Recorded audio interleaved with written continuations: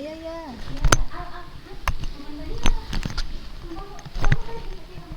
Bismillah, assalamualaikum warahmatullahi wabarakatuh. Alhamdulillah hamdan katsiran thayyiban mubarakan fi kama yuhibbu rabbuna wa yardah.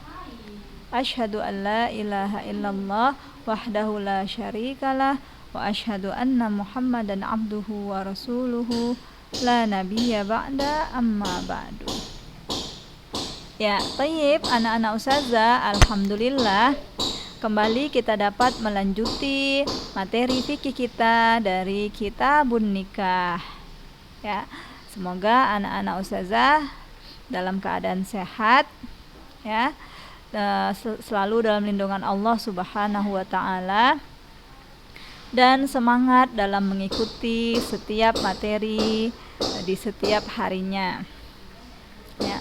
Dan semuanya ustazah harapkan telah dalam keadaan ready, siap, telah menyiapkan alat tulisnya, duduk yang rapi, ya, tidak sambil baring-baring atau bahkan sambil makan-makan, ya.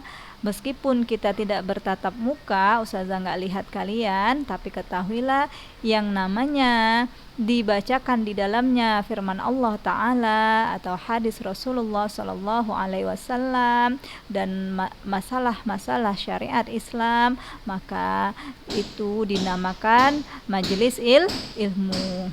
Yang di antara keutamaan majelis ilmu adalah malaikat ikut mendengarkan majelis tersebut. Maka majelis tersebut adalah majelis yang dimuliakan Allah dan para malaikatnya. Maka tidak layak di dalam majelis tersebut ada makhluk Allah yang mulia yang tidak pernah bermaksiat kepada Allah, lalu kita duduk sambil buka aurat, misalkan kalian mendengarkan materi akan tetapi paha kalian terbuka misalkan, atau duduknya mendengarkan materinya pakai tank top seperti itu, ya, pakai baju ketat seperti itu. Nah, itu tidak layak, tidak ada adab di dalam majelis kita ini. Atau sambil ngunyah-ngunyah seperti itu, ya, sambil ngunyah-ngunyah, sambil minum teh, celup-celup roti, atau sambil masak. Masya Allah, wal'iyadzubillah. Maka meskipun kita daring, ya, maka kalian dan kita di sini dari jarak jauh tetap dikatakan majelis ilmu. Nah, minggu lalu anak-anak ustazah kita telah bahas syurut fin nikah, ya, syarat di dalam pernikahan. Kita telah selesai membahasnya, ya. Nah, syarat dalam nikah, ya, asyurutu fin nikah itu ada yang sahih, ada yang fasid. Yang sahih maksudnya syarat itu adalah syarat kebiasaan, ya, yang biasa saja, yang tidak merusak inti dari akad tersebut. Syaratnya sah-sah saja seperti yang sudah saya sebutkan, ya. Kalau kita cerai, saya tetap berjumpa dengan anak saya, misalkan saya tetap tinggal di rumah ini, atau dia berikan syarat tertentu pada maharnya, maka itu diperbolehkan. Nah, adapun syarat yang kedua, yaitu syarat yang fasid yang membuat akad nikah itu rusak, yaitu seperti kemarin nikah shighar, ya, yang di paragraf kedua ini disebut dengan nikah shighar. Seorang wali menikahkan wanita yang di bawah tanggungannya dengan wali yang lain, syaratnya tukar gitu, ya. Seperti saya contohkan kemarin itu, seorang abang kandung menikahkan adik kandungnya, saudari perempuannya dengan temannya. Yuk, kamu saya nikahkan dengan adik saya, seperti itu. Dengan syarat kamu pun nikahkan adikmu dengan saya. Enggak ada mahar, kayak gitu. Nah, ini dikatakan nikah shighar. Syarat seperti ini syarat yang fasid yang dapat merusak akad nikah, inti dari akad tersebut. Tetapi kalau disertai mahar tidak mengapa, ya. Di sini disebutkan fa in summiya lahuma mahrun soha, jika disebutkan pada keduanya mahar maka sahnya nikahnya sah. Pertukaran seperti itu boleh dengan syarat adanya mahar. Tapi kalau nggak ada mahar disebut dengan nikah sighar. Syarat seperti ini lam yasih, ya. Lalu syarat fasid seperti apa lagi? Ini paragraf ketiga ini disebut nikah muhallil, ya. Nikah muhallil itu juga batal, ya, tidak diperbolehkan. Seperti apa nikah muhallil itu, ya? Seseorang menikahinya, intazawwajaha, dia menikahi wanita tersebut dengan syarat agar dia halal kembali untuk suami pertama yang menceraikannya. Nah, ini dia syaratkan, atau nawahu bila syartin, atau dia cuma niat dalam hati, tidak dia disebutkan sebagai syarat. Nah, seperti ini juga fasid, ya, syarat yang fasid yang dapat merusak akad nikah tersebut. Lalu syarat yang fasid yang merusak akad nikah juga di paragraf berikutnya, insyaratu alla mahrolaha, ya, dia syaratkan saya nikahkan kamu tapi tanpa mahar, atau kita nikah nanti saya nggak bisa kasih kamu nafkah, seperti itu, atau saya bagi kamu nafkah tapi lebih sedikit dari yang kebiasaannya, seperti. Nah, syarat seperti ini adalah syarat yang fasid yang dapat merusak akad nikah. Nah, itulah dia ada empat macam-macam syarat yang dapat merusak akad nikah, ya. Ustazah harap kalian telah menuliskannya di buku tulis agar apa, Nak? Agar nanti ketika kita ujian, nah ini ya informasi, ya, tanpa terasa kita ini telah berada di ujung semester ganjil, ya. Kita telah berada di ujung semester ganjil. Nanti insya Allah tanggal 20 November itu kita akan melaksanakan ujian praktek. Ujian tulisnya kapan, Ustazah? Ujian tulisnya nanti di tanggal 27. Nah, jadi Ustazah harapkan anak-anak semua telah melengkapi catatannya, poin-poin yang udah Ustazah minta untuk kalian tulis, maka segera dilengkapi atau ditulis. Boleh, karena ada beberapa teman kalian itu yang rajin memfotokan catatan di setiap minggunya, seperti itu. Nah, kalian boleh japri, ya, tanya dan lihat catatannya, biar nanti ketika ujian kalian tuh nggak sibuk. Waduh, kayak mana nih, apa yang mau dihafal, lihatlah buku kita semuanya paragraf, entah mana yang penting, entah mana. Nah, seperti itu, ya. Nah, di setiap pertemuan kan udah Ustazah kasih poin-poinnya. Nah, selesai kita dari syarat asyurut fin nikah. Lihat di sini kan dia kasih 2 judul, ya. Dia kasih 2 pembahasan, bab asyurut wal uyub fin nikah. Nah, yang asyurutnya kita telah selesai. Kita akan masuk kepada al-uyub fin nikah, aib, ya, atau cacat di dalam pernikahan. Nah, apa itu? Ya, yang dimaksud dengan aib di sini adalah segala keadaan yang menghilangkan tujuan nikah, ya. Yang dimaksud dengan aib di sini, ya, al-uyub fin nikah, yang dimaksud dengan aib adalah keadaan yang menghilangkan tujuan nikah. Jadi anak-anak Ustazah, nikah itu ada tujuannya, ya. Nikah itu ada tujuannya. Apa itu? Mendapatkan keturunan, ya. Kemudian mendapatkan kesenangan, ya. Kemudian yaitu, ya, dua syarat tujuan nikah, ya, mendapatkan keturunan dan mendapatkan kesenangan. Nah, kalau di dalam pernikahan tersebut tidak mendapati tujuan nikah, nah, maka diberikan pilihan bagi 2 orang calon yang ingin melakukan pernikahan, seperti itu. Atau ketika dia nikah, dia nggak mendapatkan tujuan pernikahannya itu, dia nggak senang, ya, malah makin sulit atau makin susah setelah dia menikah. Atau dia senang tapi dia nggak dapat keturunan. Nah, maka ada beberapa hal yang kita bahas di dalam al-uyub fin nikah. Apa itu yang pertama? Boleh kalian catat ya. Al-uyubu fin nikah al-awwal ya.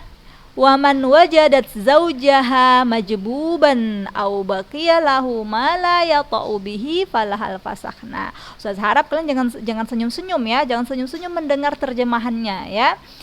Ini bukan perkara yang enggak layak untuk dibahas atau tabu seperti itu ya, atau kita bilang itu apa ya istilahnya ya kalau di anak-anak kayak kalian. Nah, yang jelas itu dibahas di dalam Islam. Maka segala sesuatu yang dibahas di dalam Islam, maka dia adalah ilmu. Tidak ada malu-malu di dalam belajar. Nah, al-uyub fi nikah yang pertama, man wajadat. Nah, yang pertama yang mau kita bahas al-uyub fi nikah ini yang khos lirrajul.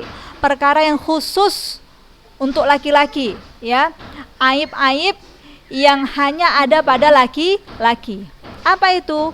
Wajadat zaujaha, seorang istri mendapatkan suaminya majbuban. Majbuban ini alat kelaminnya terpotong. Seperti itu, yang enggak sempurna. Mungkin dia alami kecelakaan kerja ya, atau kayak manalah dulu di masa dia kecil mungkin ya, sehingga alat kelaminnya itu cacat ya, terpotong. Nah, maka istri seperti ini laha al-fasakh, boleh membatalkan pernikahannya ya.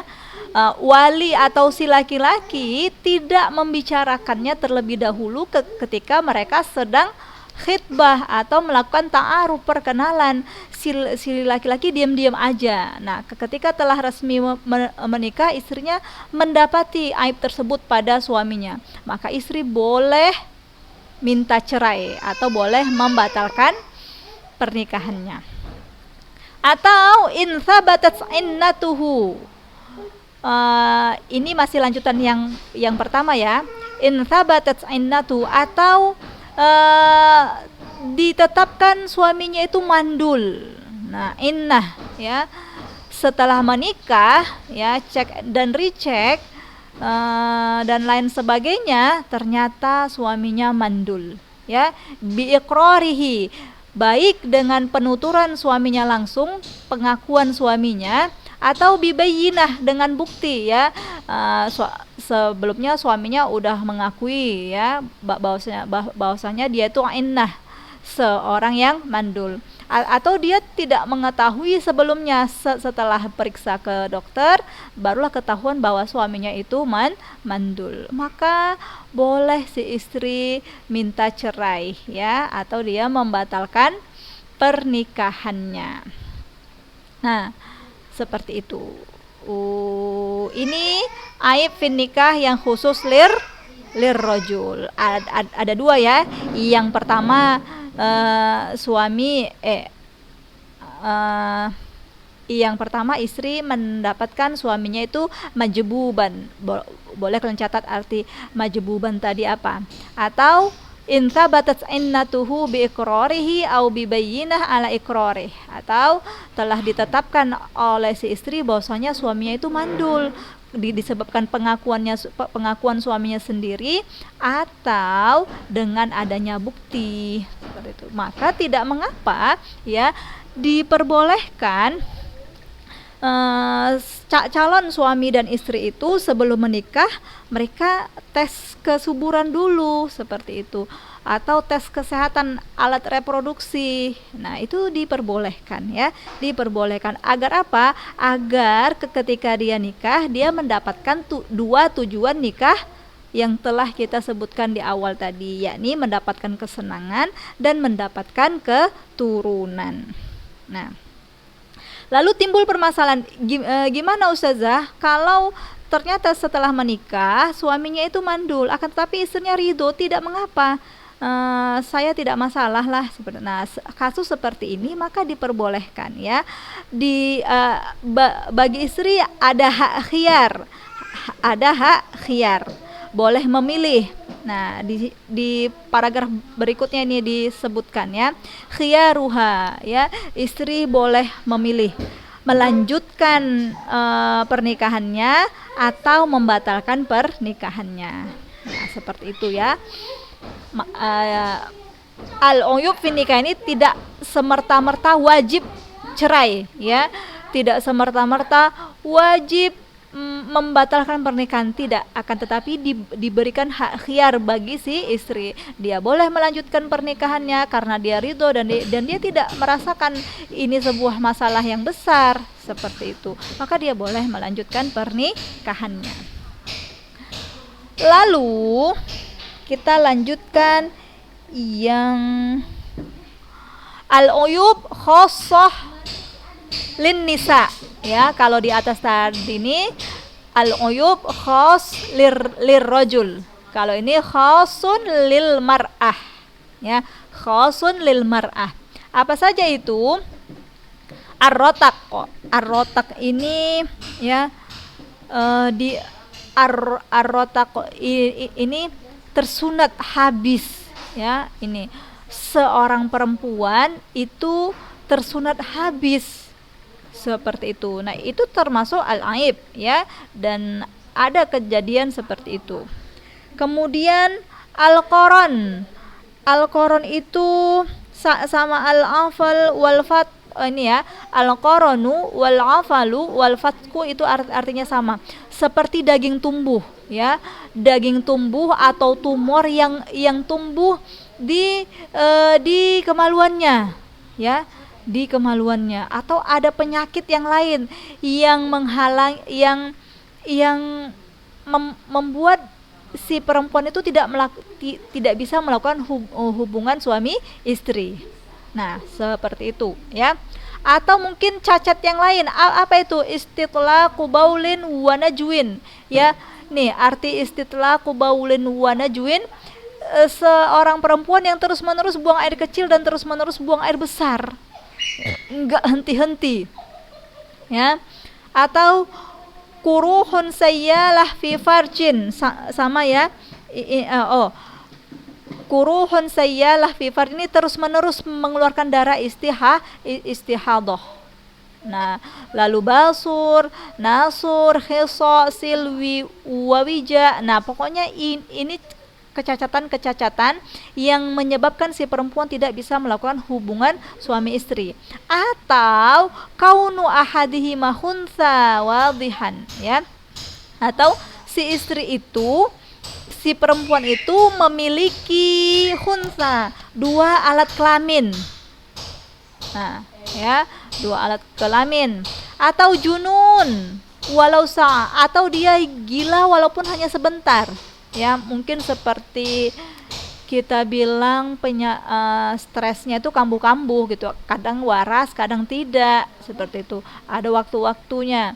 Atau baros, dia buta ya, dan lain sebagainya. Nah, cacat-cacat seperti ini yang kita sebutkan tadi adalah cacat yang dapat menghalangi seseorang atau yang dapat menghalangi pasangannya mendapatkan kebahagiaan. Sementara kebahagiaan mendapatkan kesenangan itu merupakan tujuan nikah.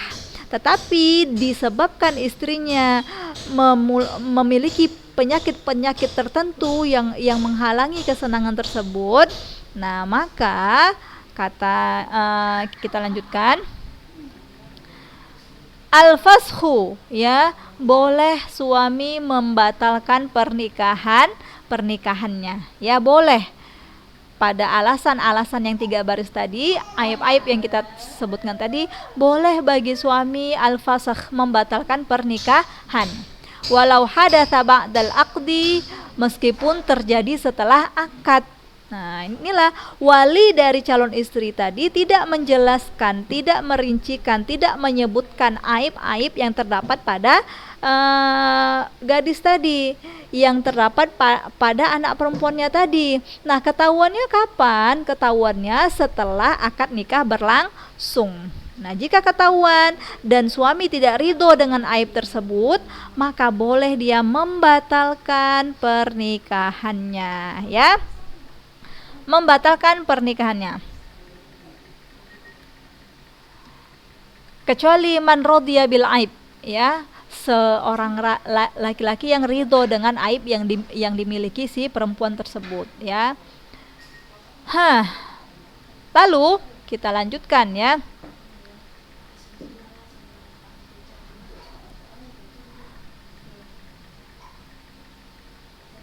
Tidak sah, ya, la yatim di sini tidak sah fashu ahadihima, pembatalan dari mereka berdua kecuali dengan hakim, ya. Nah, jadi ketika suami ingin membatalkan atau istri ingin membatalkan pernikahannya karena si istri menemukan aib pada suaminya atau suami menemukan aib pada diri istrinya, kecuali adanya hakim di antara mereka berdua, ya. Hakim di sini yakni orang yang bisa memutuskan perkara mereka. Orang yang bisa memutuskan permasalahan mereka, orang yang bisa menjadikan saksi atau orang yang bisa menengahkan mereka, ya. Fa in kana qabla dukhul, dan jika itu terjadi sebelum adanya hubungan suami istri, maka la mahrolahu, tidak ada mahar untuk si istri. Misalkan akad sudah terjadi, ya, akad sudah berlangsung dan sah. Nah, ternyata setelah akad suami atau istri mengetahui aib pada diri suaminya, tapi mereka belum sempat dukhul di sini belum sempat melakukan hubungan suami istri, maka nggak ada mahar untuk si istri. Mahar tadi boleh diambil balik oleh suaminya, ya.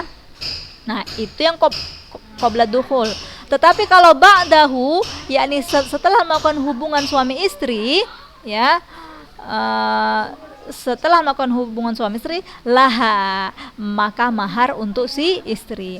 Dia mengetahui aib istrinya atau suami atau istri mengetahui aib suaminya setelah mereka melakukan dukhul, setelah mereka melakukan hubungan suami istri, maka mahar tetap milik istri, nggak boleh suami mengambilnya. Seperti itu, ya. Kemudian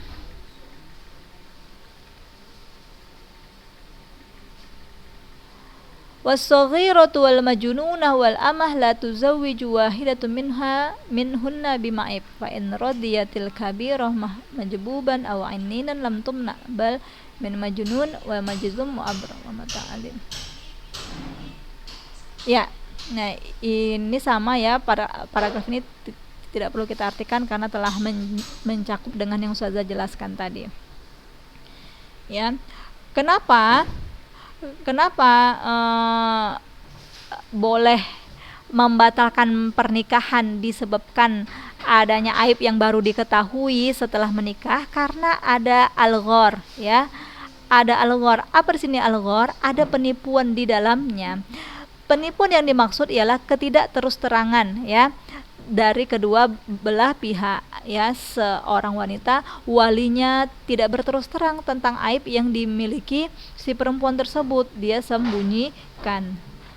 Begitu juga dengan laki-laki, ya, dia tidak terus terang dengan aib yang dia miliki. Tentunya anak-anak Ustazah, aib di sini, cacat di sini adalah seperti yang saya sebutkan tadi, cacat yang dapat menghalangi seseorang itu mendapatkan tujuan pernikahan. Tapi kalau cuma kurang cantik seperti itu, atau kurang tampan, atau pekerjaannya nggak layak, nah itu tidak menghalangi seseorang dari mendapatkan kesenangan, maka dia tidak boleh serta-merta membatalkan pernikahannya. Seperti yang sudah saya sebutkan tadi, syaratnya fasid, ya. Syaratnya fasid. Seperti itu.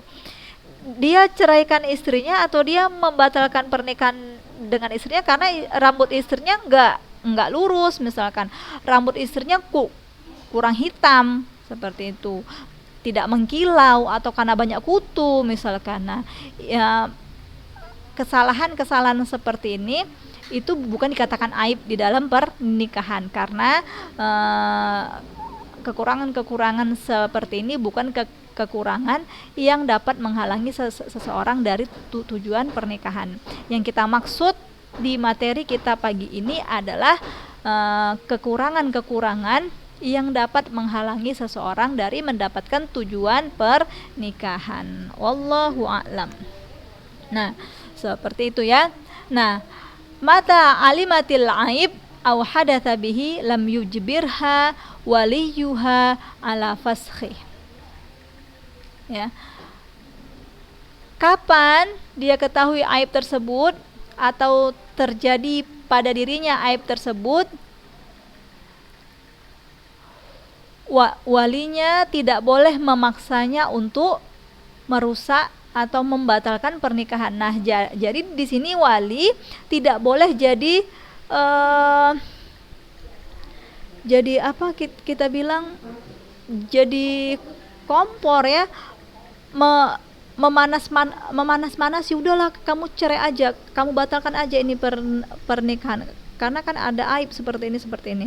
Nah, bisa jadi si istri atau suami ridho ya, merasa tidak masalah aib-aib seperti itu. Nah, bisa jadi walinya nggak boleh memaksanya untuk membatalkan pernikahan ya, seperti itu. Wallahu a'lam. Nah, inilah yang dimaksud dengan al-uyubu fin nikah.